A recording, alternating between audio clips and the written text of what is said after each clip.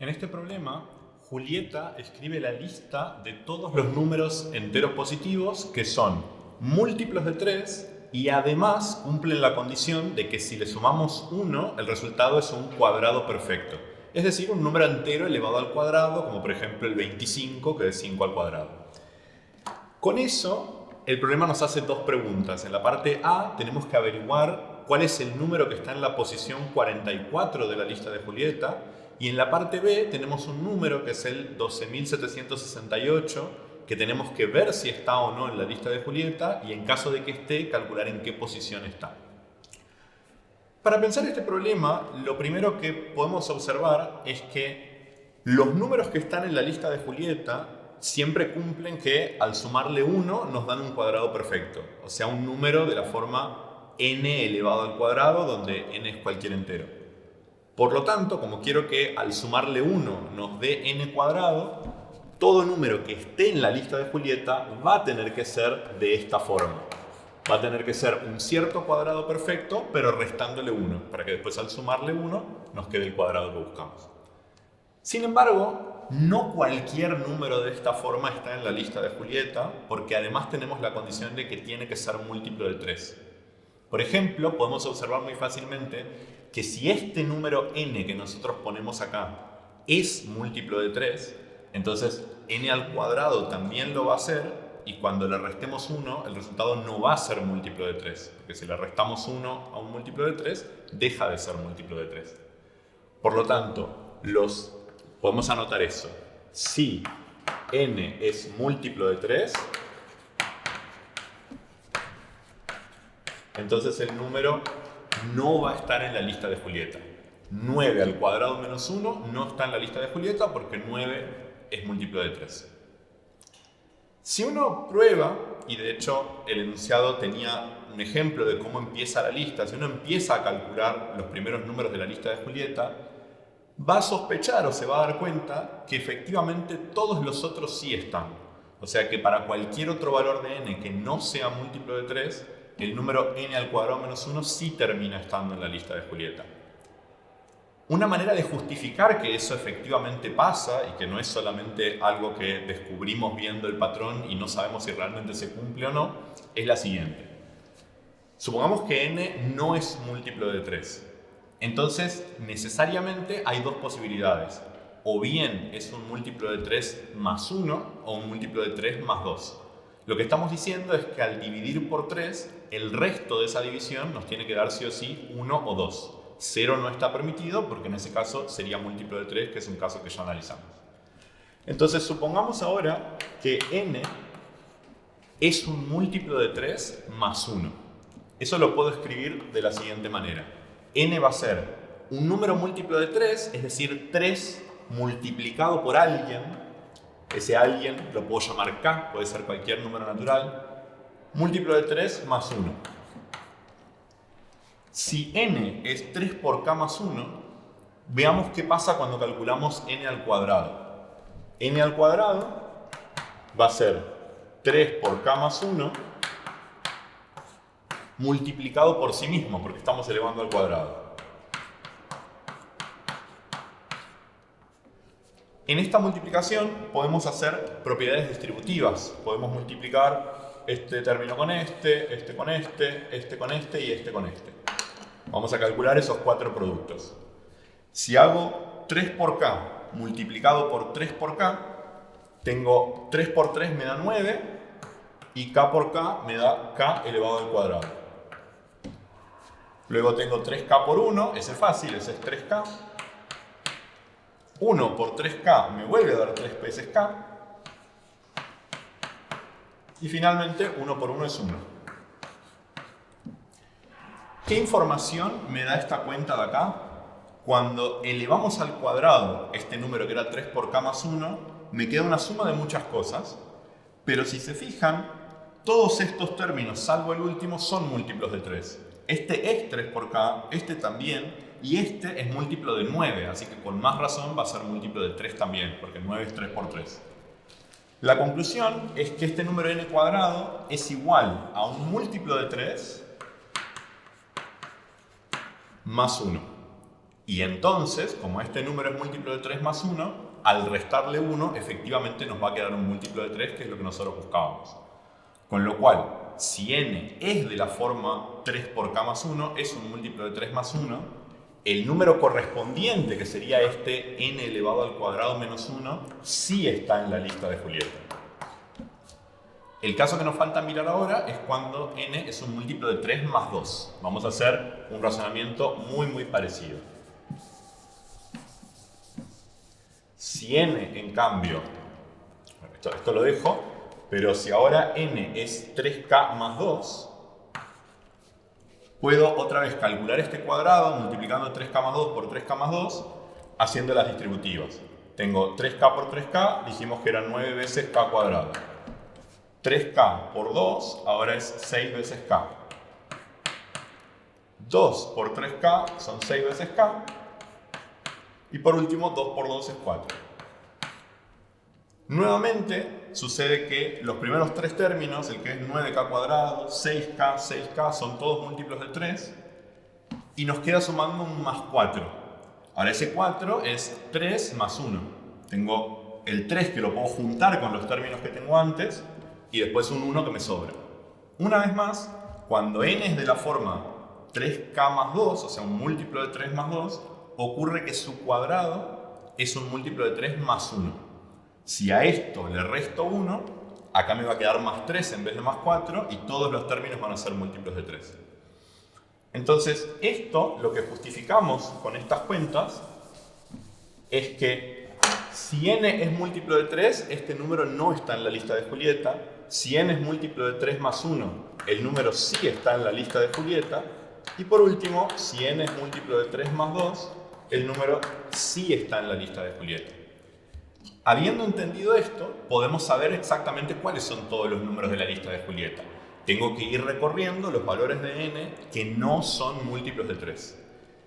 El primero de esos es el 2, porque si tomo n igual a 1, esta cuenta me da 1 al cuadrado menos 1, que es 0, y ese no puede ser porque los números de Julieta tenían que ser positivos.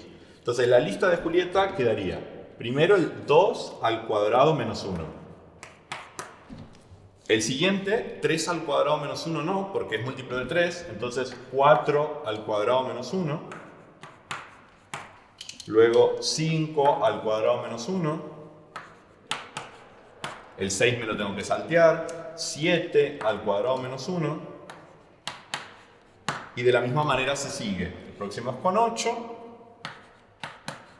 Y después con 10. De esta manera ya tenemos una forma de calcular tantos números de la lista de Julieta como podamos siguiendo haciendo esta lista. Ahora vamos a ver cómo aprovechar esto que obtuvimos acá para resolver las partes A y B del problema. Teniendo en cuenta lo que vimos antes, ahora vamos a resolver el problema, las dos partes, y para eso vamos a hacer esta tabla, ¿sí? Nosotros vimos que los números de la lista de Julieta son todos los de esta forma, donde este número que antes llamábamos n, que está pintado de amarillo, puede ser 2, 4, 5, 7, 8, 10, es decir, cualquier número que no sea múltiplo de 3. Entonces, podemos hacer esta tabla. Para la primera posición de la lista de Julieta, el número amarillo que corresponde es 2. En la posición 2 tenemos el número 4. En la posición 3 tenemos el número 5. En la posición 4 el 7. En la posición 5 el 8. En la posición 6 el 10. Y esta tabla continúa, tanto como la podamos extender. Para la primera parte del problema, la parte A, lo que queremos es averiguar cuál es el número que corresponde a la posición 44. O sea, si nosotros logramos completar este casillero de la tabla, el que corresponda a la posición 44, si averiguamos este número, después lo único que tenemos que hacer es este número, que sería el número amarillo, elevarlo al cuadrado y restarle 1. Entonces, queremos averiguar cuál es el número que aparece en la posición 44 en esta tabla.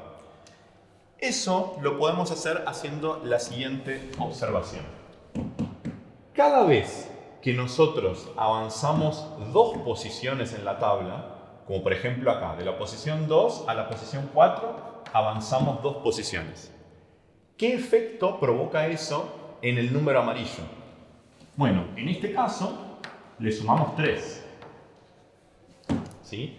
Porque justamente nosotros sabemos que en la columna de los números amarillos nos estamos salteando aquellos que son múltiplos de 3. Por eso, cada 2 posiciones vamos a tener un número amarillo que es 3 veces más, es 3 unidades más grande.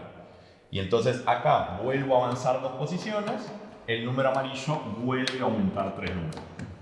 Eso pasa siempre. Cada vez que avanzamos 2 posiciones en nuestra tabla, el número amarillo aumenta 3 unidades. Sabiendo eso, ahora todo lo que tenemos que entender es, para pasar de la posición 2 a la posición 44, ¿cuántas posiciones estamos avanzando? Bueno, son 42, que es 44 menos 2. Y para avanzar 42 posiciones, yo tengo que sumar de a 2 21 veces. Porque 42 es 21 veces 2. Entonces, 42 es 21 veces 2, que es la cantidad de veces que vamos a avanzar partiendo de acá de a 2 posiciones en la tabla.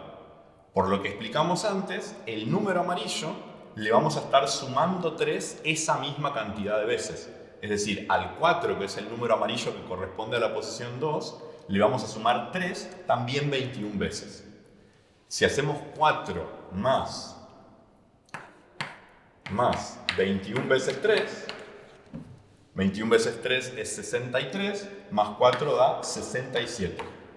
Entonces, el número amarillo que corresponde a la posición 44 es el 67. Y eso quiere decir que el número que está en la posición 67 de la lista de Julieta, perdón, el número de la posición 44 de la lista de Julieta es el 67 al cuadrado menos 1, que es 4488.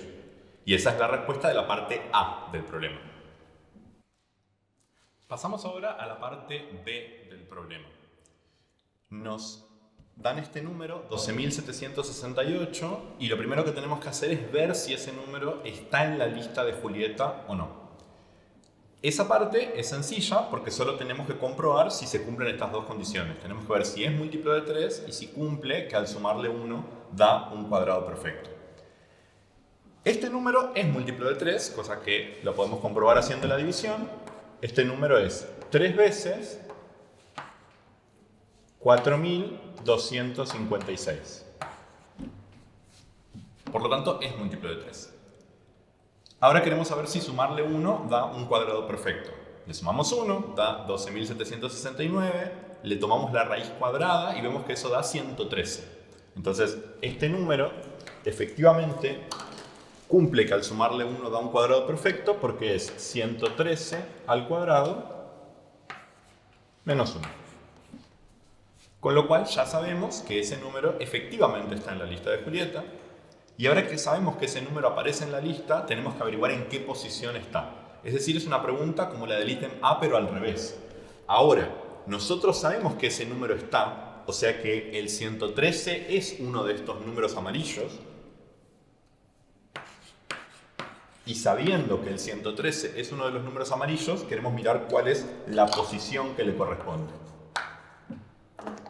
Sin embargo, esto se puede resolver de la misma manera que hicimos antes. Las observaciones que hicimos al principio también nos ayudan para esta pregunta. Simplemente tenemos que notar que desde el 2, que es el primer número amarillo, hasta el 113 hay 111 de diferencia, y 111 es 37 veces 3. Eso quiere decir que para pasar desde este número amarillo hasta este de acá, hay que sumar 37 veces 3. Pero nosotros ya habíamos entendido antes que cada vez que sumamos 3 al número amarillo, le estamos sumando 2 a la posición. Entonces, a la posición 1, que es la que corresponde al número amarillo 2, hay que sumarle 37 veces 2. Como 37 por 2 es 74, al hacer eso vamos a terminar en la posición número 75. Entonces, la posición en la que aparece el 12.768 en la lista de Julieta es 75.